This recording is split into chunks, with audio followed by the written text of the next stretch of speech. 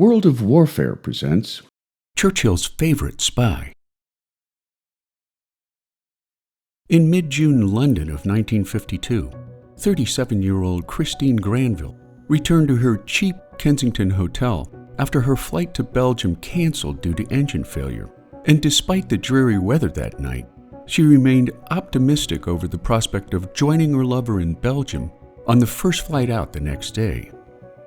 There's a lightness in her step as she crosses the lobby, only to face off with a jilted lover, a mentally ill jilted lover who stabs her dead on the spot, tragically ending the life of one of Britain's finest female spies, not to mention Winston Churchill's professed favorite female spy of all.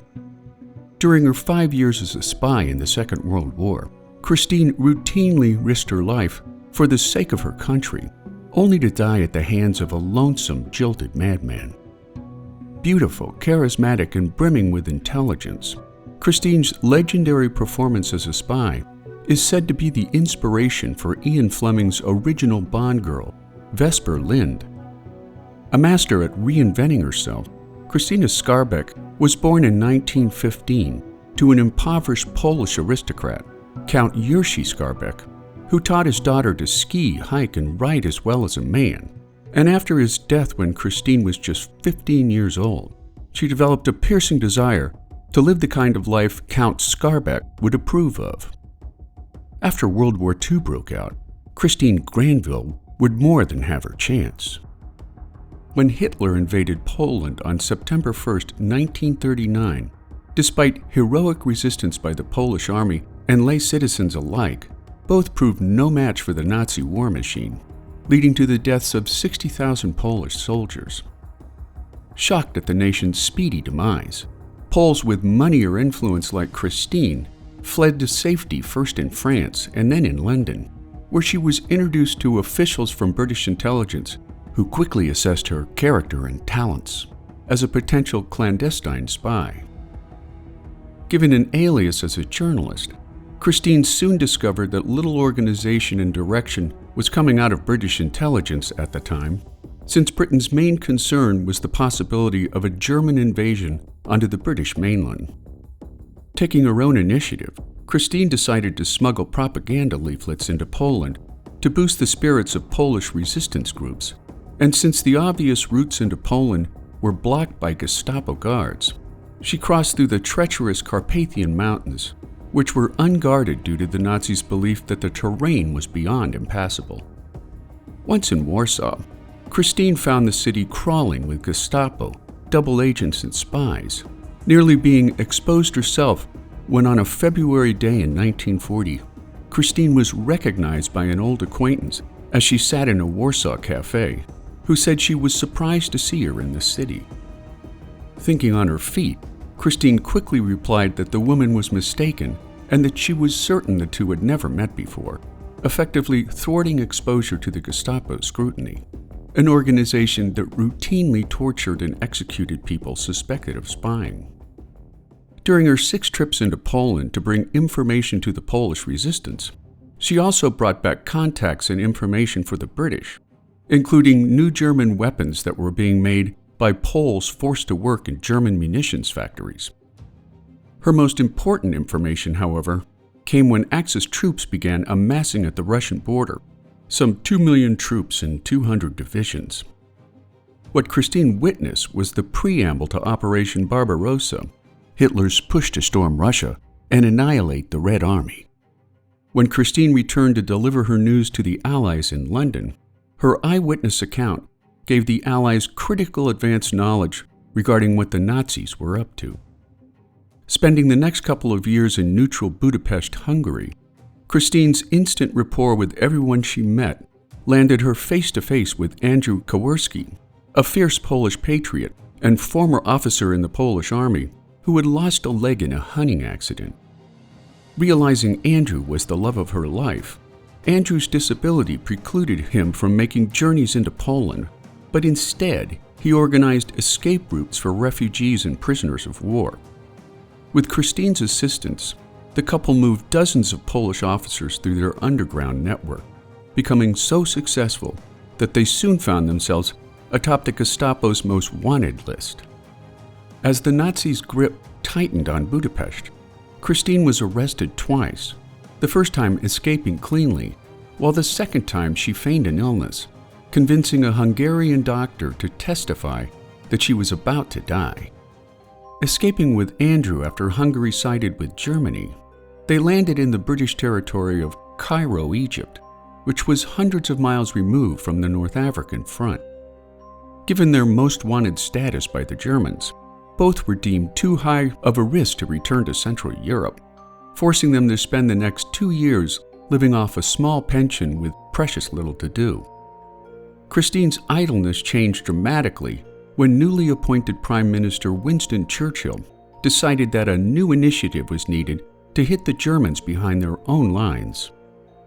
In response, the Special Operations Executive, or SOE organization, was formed, with an objective of increasing guerrilla-style raids, sabotage, and assassinations within German-held territories.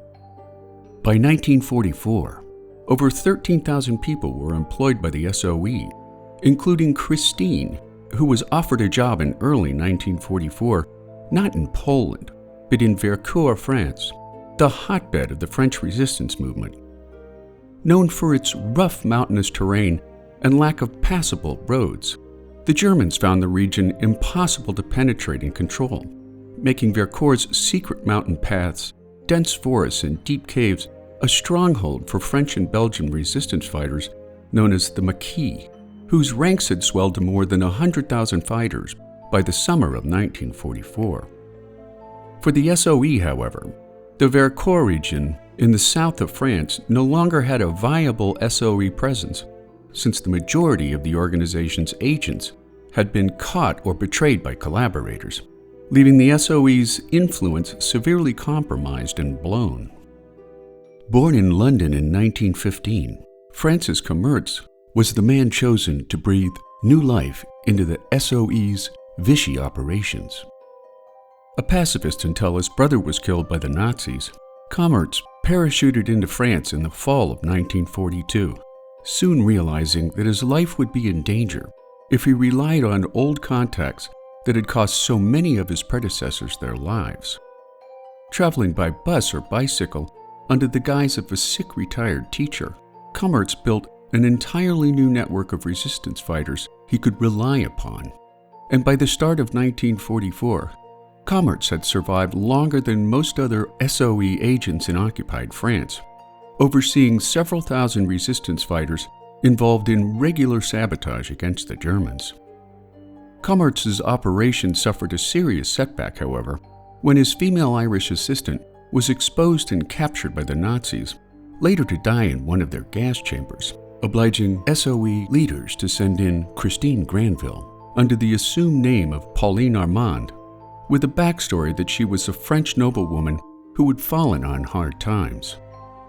Armed with a pistol and a cyanide capsule, Christine parachuted into Vichy, France, with the knowledge that more than 100 of her SOE countrymen had already been tortured and executed by the SS, thanks to SS Reichsfuhrer Heinrich Himmler's order to his SS Guard that British spies should only be allowed to die after they had been tortured to the point of revealing everything they knew.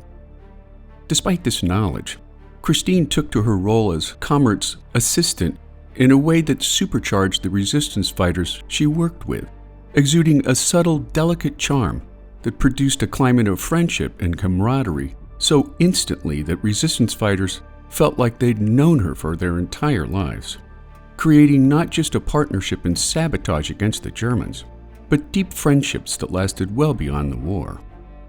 Helping to recruit and coordinate resistance groups throughout the Vercors region, she also made contact with countless Axis troops, persuading hundreds to abandon their forced soldiering for the Nazis and changing sides to fight for the Maquis, including in one small town, an entire garrison of 63 conscripted Polish troops forced to fight for the German army, a move that forced the surrender of the garrison's leader. She also made countless trips across the Italian border, setting up networks of saboteurs against Nazi forces in both countries. On June 6, 1944, as some 160,000 troops came ashore along 5 Normandy beaches. Resistance groups across France were ordered to amp up their engagements against the Germans to tie up and slow down Nazi movements. The tactic worked well in Paris, where resistance fighters captured tanks and heavy artillery from German forces less interested in fighting than escaping the Allies' tightening noose. Yet elsewhere in occupied France, Nazi resolve remained strong. In the spirit of the Normandy landings, the mayor of Vesoul in Vercors proclaimed his town the center of the Free Republic of Vercors, prompting the Nazis to strike back in what became known as the Battle of Vercors, which was more of a massacre than any sort of a balanced fight. Fully expecting the Allies to come to their rescue, instead, some 600 resistance fighters and 200 civilians were mowed down by the SS. After the Germans discovered the Maquis' secret hospital deep within a cave, Kammertz and Granville were advised to leave the region so that they could escape the Germans to employ their organizational magic in other parts of occupied France. Going their separate ways, Kammert's luck ran out on August the 13th, just 2 days before the Allied invasion of southern France, when he was stopped at a roadblock and recognized by an observant policeman. Arrested with 2 other British agents he was traveling with, the 3 men were held in a small town awaiting torture by SS guards, until Christine intervened by approaching the men's Gestapo guards, confessing her role as a British spy. Over the better part of an hour, Christine convinced the guards that she was the niece of famous British Field Marshal Bernard Montgomery, and unless they released Kammertz and the others in advance of the imminent arrival of Allied troops on a mission to retrieve Christine, the Gestapo guards would be executed on sight. Christine's audacious ruse saw all 3 British agents freed, leaving Kammertz profoundly grateful to Christine's interdiction on his behalf for the remainder of his life. Christine's extraordinary action that day summed up her work as a British spy, combining exceptional courage with audacious and sometimes foolhardy bravery. In 2 separate and different war zones, occupied Poland and Vichy France, she routinely risked her life for the Allied cause. And during a time when most other female agents were quickly exposed, caught, tortured, and executed, Christine managed to evade capture for an incredible 3 years of active operations, at the same time never compromising other agents in the field. For her courageous efforts during the war, she earned both the George Medal and the Croix de Guerre. After the war, Christine worked in Harrods and waited tables before landing a job as an ocean liner stewardess, until her life appeared to take a turn for the better in 1952, when she was back in touch with the love of her life, Andrew Kowarski, only to devolve into mortal tragedy on the night of June 15. Over the course of her adult life, Christine possessed a special talent for attracting desperate, needy men, her stray dogs as she jokingly called them. Her killer, Dennis George Muldowney, was one such stray dog who she had befriended during her ocean liner days, mainly because she felt sorry for him. When she told Muldowney she was leaving to join Andrew in Belgium, he asked to see her one last time.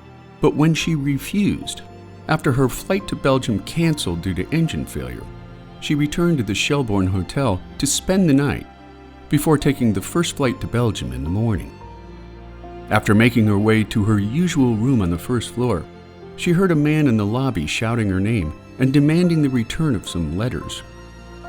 Returning to the lobby, she found herself face to face with Muldowney, who thrust a commando knife into her heart.